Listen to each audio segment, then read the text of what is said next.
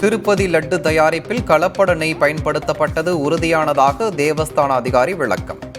ஆந்திர முதலமைச்சர் சந்திரபாபுவிடம் அறிக்கை கேட்டார் மத்திய அமைச்சர் ஜே.பி. நட்டா.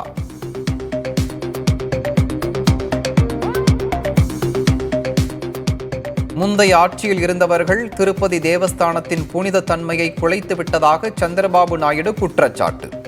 100 நாள் ஆட்சியின் தோல்விகளை திசை திருப்பவே கட்டுக்கதைகளை கட்டவிழ்த்து விடுவதாக ஜெகன்மோகன் விளக்கம்.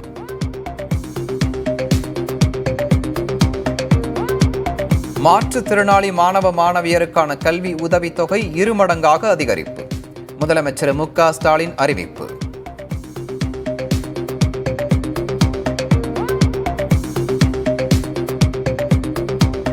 விக்கிரவாண்டியில் அடுத்த மாதம் 27ஆம் தேதி தமிழக வெற்றி கழகத்தின் முதல் மாநாடு நடைபெறும் என அறிவிப்பு.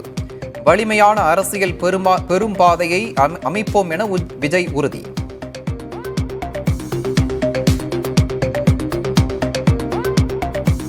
பணிக்கு திரும்பாவிட்டால் ஊதிய பிடித்தம், பணி நீக்கம் நடவடிக்கைகள் மேற்கொள்ளப்படும் என சாம்சங் நிறுவனம் எச்சரிக்கை. பழிவாங்கும் நடவடிக்கையை கைவிடுமாறு போராடும் தொழிலாளர்கள் வலியுறுத்தல்.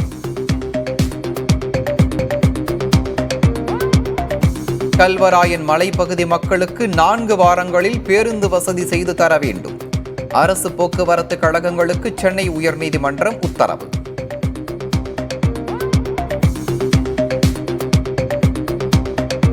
பெங்களூருவில் இஸ்லாமியர்கள் வசிக்கும் பகுதியை பாகிஸ்தான் என குறிப்பிட்ட கர்நாடக உயர்நீதிமன்ற நீதிபதி. அறிக்கை தாக்கல் செய்ய உச்சநீதிமன்றம் உத்தரவு.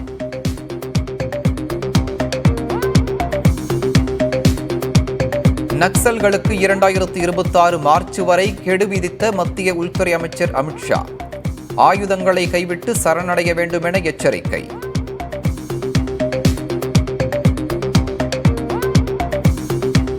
லெபனான் தலைநகர் பெய்ரூட் மீது இஸ்ரேல் வான்வழி தாக்குதல். ஹிஸ்புல்லா அமைப்பின் மூத்த தளபதி கொல்லப்பட்டார்.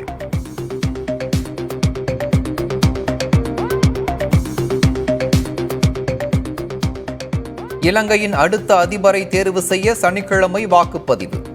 ரணில் விக்ரமசிங்க, சஜித் பிரேமதாச உட்பட 38 வேட்பாளர்கள் போட்டி.